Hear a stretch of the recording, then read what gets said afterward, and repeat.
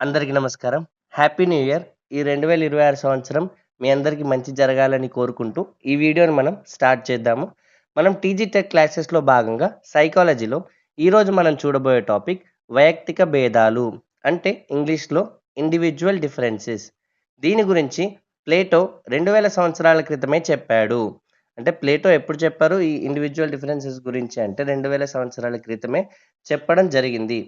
వ్యక్తుల మధ్య గల శారీరక, మానసిక, సామాజిక విభేదాలను వైయక్తిక భేదాలు అంటారు. అంటే శారీరక అంటే ఫిజికల్, మానసిక అంటే మెంటల్, అలాగే సామాజిక అంటే సోషల్ డిఫరెన్సెస్‌ని ఏమంటారంటే ఇక్కడ ఇండివిడ్యువల్ డిఫరెన్సెస్ అంటారు. అంటే వైయక్తిక భేదాలు అంటారు. మొదట సర్ ఫ్రాన్సిస్ గాల్టన్ పరిశోధన. మరి ఈ ఇండివిడ్యువల్ డిఫరెన్సెస్ గురించి ఎవరు మొదటిగా రీసెర్చ్ అనేది చేశారు అంటే ఇక్కడ సర్ ఫ్రాన్సిస్ గాల్టన్. ఈయన మానవ శాస్త్ర పరిశోధనశాలను స్థాపించాడు. అంటే ఈయన ఏం స్థాపించడం జరిగింది అంటే మానవ శాస్త్ర పరిశోధనశాల, ఆంథ్రోపోమెట్రిక్ లాబొరేటరీ. సో ఈ పాయింట్స్ అన్నీ కూడా తప్పకుండా గుర్తుంచుకోవాలి. తర్వాత మెక్కిన్ కెటల్ పరిశోధన. ఈయన mental test and it's measurements అనే బుక్‌లో ఈ భేదాల గురించి వివరించినారు.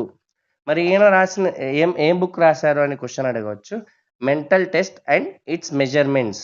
ఓకేనా? ఈ బుక్‌లో ఈ డిఫరెన్సెస్ గురించి వివరించడం జరిగింది. సో తర్వాత గనుక మనం చూస్తే ఇక్కడ వైయక్తిక భేదాలు 2 రకాలు. అంటే ఈ ఇండివిడ్యువల్ డిఫరెన్సెస్ అనుకున్నాం కదా! ఇవి 2 టైప్స్.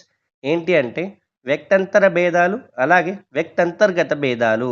మొదటిగా వ్యక్తంతర భేదాలు అంటే వ్యక్తుల మధ్య గల భేదాలు. వ్యక్తంతర్గత భేదాలు అంటే ఒకే వ్యక్తిలో గల భేదాలు. సో ఈ 2 కూడా ఇంపార్టెంట్. వ్యక్తంతర భేదాలు, అలాగే వ్యక్తంతర్గత భేదాలు. ప్రభావితం చేయు కారకాలు మరి ఏవేవి ఇక్కడ ఫ్యాక్టర్స్ ఇన్‌ఫ్లూయెన్స్ చేస్తాయి, ఎఫెక్ట్ చేస్తాయంటే ఇక్కడ జీవన సంబంధ కారకాలు అంటే బయోలాజికల్ ఫ్యాక్టర్స్. రెండవది పరిసర సంబంధ కారకాలు అంటే ఎన్విరాన్మెంటల్ ఫ్యాక్టర్స్. సో ఇవి ఇక్కడ ఫ్యాక్టర్స్ ఇన్‌ఫ్లూయెన్స్ చేస్తాయి వీటిని ఇండివిడ్యువల్ డిఫరెన్సెస్‌ని. బయోలాజికల్ ఫ్యాక్టర్స్ అలాగే ఎన్విరాన్మెంటల్ ఫ్యాక్టర్స్. భావనలు ఏర్పడడంలో అనుసంధానత అంటే కాన్సెప్ట్స్. ఓకేనా? కాన్సెప్ట్స్ ఫార్మ్ అవ్వడంలో అనుసంధానత ఇక్కడ మనం చూద్దాము. కీన్, జిమ్మర్ 1970 విద్యార్థులు 3 విధాలుగా విషయాలను గ్రహిస్తారు. అంటే వీళ్ళు చెప్పడం జరిగింది. స్టూడెంట్స్ 3 విధాలుగా విషయాలను గ్రహించడం జరుగుతుంది. ఆ 3 విధాలు ఏంటి అంటే మొదటిది పుస్తకం నుండి వ్యక్తికి అంటే టెక్స్ట్ టు సెల్ఫ్. రెండవది పుస్తకం నుండి పుస్తకానికి అంటే టెక్స్ట్ టు టెక్స్ట్. మూడవది పుస్తకం నుండి ప్రపంచానికి అంటే టెక్స్ట్ టు వరల్డ్. ఓకేనా? సో ఈ 3 కూడా మనం తప్పకుండా గుర్తుంచుకోవాలి. భావనలు ఏర్పడటాన్ని అర్థవంతం చేయడం. విక్టర్ ఫ్రాంకిల్ ఈ భావనను ప్రవేశపెట్టారు. మ్యాన్ సెర్చ్ ఫర్ మీనింగ్ అనే పుస్తకంలో దీని గురించి విశదీకరించారు. భావన చిత్రాలు కాన్సెప్ట్ మ్యాప్స్ అంటే జ్ఞానాన్ని లేదా భావనలను చిత్రరూపకంగా వ్యక్తీకరించడమే భావన చిత్రాలు. మొదటిగా 1972లో కొర్నెల్ విశ్వవిద్యాలయానికి చెందిన నోబాక్ రూపొందించారు. సో ఇది చాలా ఇంపార్టెంట్ క్వశ్చన్. ఇక్కడ భావన చిత్రాలు అంటే కాన్సెప్ట్ మ్యాప్స్ దీన్ని ఎవరు మొదటిగా రూపొందించారు అని క్వశ్చన్ అడగవచ్చు. ఆన్సర్ వచ్చేసి నోబాక్. తర్వాత మనం చూస్తే వైగాట్స్కీ.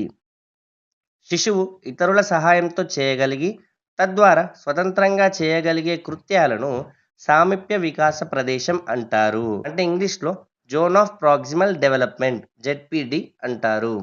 అలాగే ఇక్కడ ఇంకొక ఇంపార్టెంట్ పాయింట్ కనుక మనం చూస్తే గాంధీ గారు లెర్నింగ్ బై డూయింగ్ అని చెప్పారు.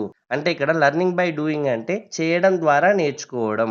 సో ఈ పాయింట్స్ అన్నీ కూడా మనం ఇక్కడ గుర్తుంచుకోవాలి. సో మీరు ఇలా రాసుకోవచ్చు లేదా స్క్రీన్ షాట్ కూడా తీసుకోవచ్చు. మనకు రివిజన్ టైంలో యూస్ఫుల్ అవుతుంది. సో ఈ క్లాస్ కనుక మీకు నచ్చినట్టయితే ఈ వీడియోని తప్పకుండా ప్రతి ఒక్కరూ లైక్ చేయండి. అలాగే ఇంకా ప్రిపేర్ అయ్యే వారికి షేర్ చేయండి. ఏమైనా డౌట్స్ ఉంటే కామెంట్ రూపంలో తెలియజేయండి. వంశీకృష్ణ అకాడమీ ఛానల్ని సబ్స్క్రైబ్ చేయండి. So thanks for watching. Thank you so much.